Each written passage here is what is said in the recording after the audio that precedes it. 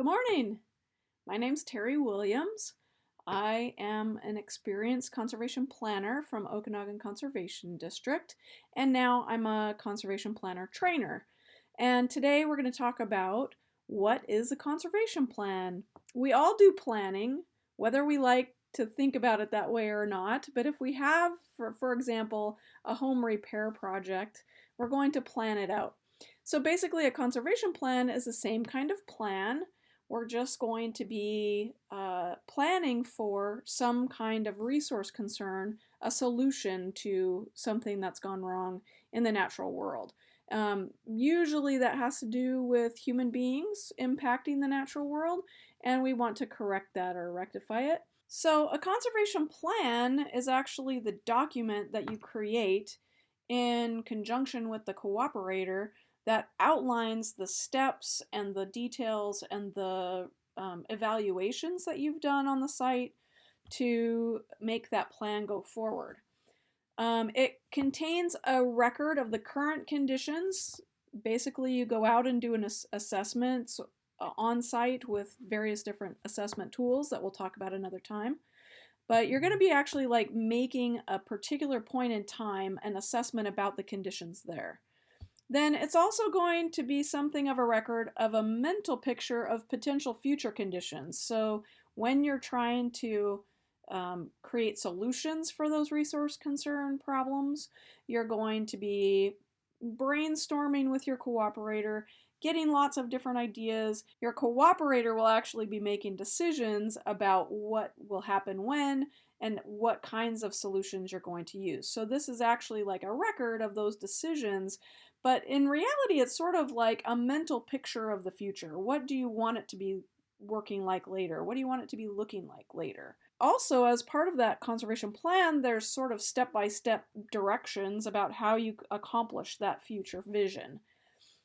So you have to be very clear on what your cooperator wants. You need him or her to be very clear on their immediate goals and objectives, and then also what I am used to calling the holistic goal. What is the big picture goal? So maybe this resource concern is one small piece of a bigger puzzle, and that cooperator maybe isn't even really aware of what their long-term goals are, and you can kind of help them go through that process of determining that and helping them get clear on that themselves, and then see how this particular project fits into that bigger plan. At this point in time, what is existing on the site? You have various different natural resources, which in the Conservation District and NRCS world we talk about in terms of a little acronym called SWAPAHE, which you'll hear over and over and over again. Basically that's soil, water, air, plants, animals, humans, and energy. So there's seven pieces of SWAPAHE. And then, so you're going to be assessing something about most of those, or if not all of them, on the site when you go to do a site visit. And you're going to also kind of take a little record of the history of that site. What was the land used for in the past?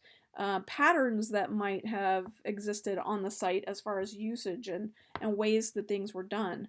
So it's a good thing to have that kind of historical knowledge in your back pocket and be able to put that into the conservation plan. So you also want to kind of think about what options exist for addressing those resource concerns. And you'll get better at this as you gain more experience as a planner, because you'll see more people doing more things, right? You'll be visiting with many cooperators and really seeing what they're doing to address those resource concerns. There's a lot of ideas in previous projects that your CD may have done in the past. There's a lot of ideas in just doing research on new materials, new methods, new techniques, new technology. There's lots of different ways of solving a resource concern, so don't think there's always just one way. You really want to do some brainstorming, maybe a little research. Maybe your cooperator's also kind of excited about doing research and they can actually help you with that process as well. So then what decisions does the cooperator need to make? Well, basically any decision. You're helping them. You're giving them the technical background. You're helping them assess what's already there. You might be walking them through their own ideas about what can happen on a particular site or what resource concerns need addressing. So but the cooperator is really in charge, and that's something that's you need to keep very clear in your mind as you're doing these conservation plans. You need to be aware that it's not your plan. It's really the cooperator's plan, and you're providing lots and lots of assistance in as many ways as you can think of to help them to develop that plan so that it's really successful for them and they can actually go and implement the pieces that you've discussed. They have to have that buy-in. They have to really believe in the project, and they have to really be agreeing to the things that you're proposing. So it's really the cooperator who's making those decisions and creating that plan. You're just helping document and fill in the blanks with some of the information that you might have. As a technician, you're going to have some more information than they may have.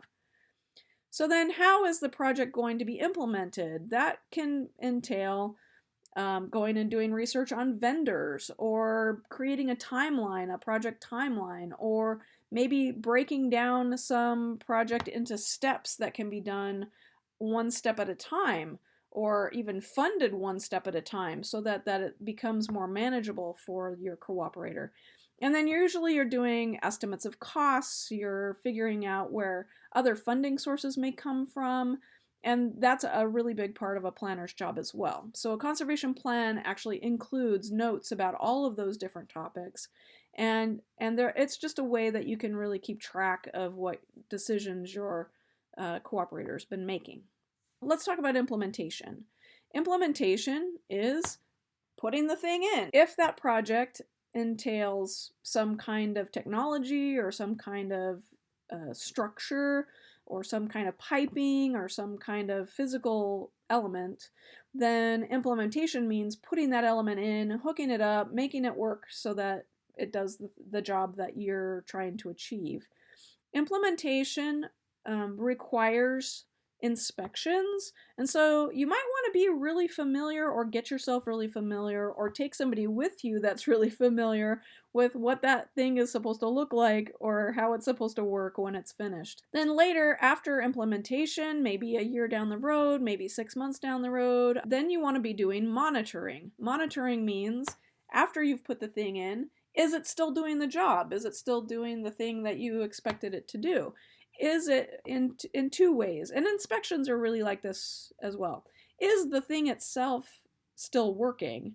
And then is it accomplishing the goal that you set for it? So is it addressing the resource concern? And sometimes it does well right at the beginning, but then later down the road, you may have some challenges with something sedimenting up over time, or maybe there's some repair that needs done after a year, or some maintenance that didn't happen that needed to happen. Anyway, so monitoring is basically, how did that project hold up over time? Is it accomplishing both the immediate and the long-term goals? And the record of that is in your conservation plan. So that is kind of the overview of a conservation plan. The pieces that are required, some of the records that you're going to keep, and we'll get more involved with, how that file is structured. Sometimes you're using a paper file, sometimes you're using a digital file to record those decisions that were made, the plans that were made, the timelines, and all those kinds of pieces. We'll talk more about that later. But that, in a nutshell, is a conservation plan. And so good luck to you. You're going to be fine. I know sometimes it's a little bit overwhelming at first. There's a lot to know in this field. It takes years, really, to become a good conservation planner. So give yourself some time, give yourself some grace. You're going to be able to do this. Others have gone before and have blazed the trails for you, and we can certainly help you along the way. So thank you so much. Talk to you later.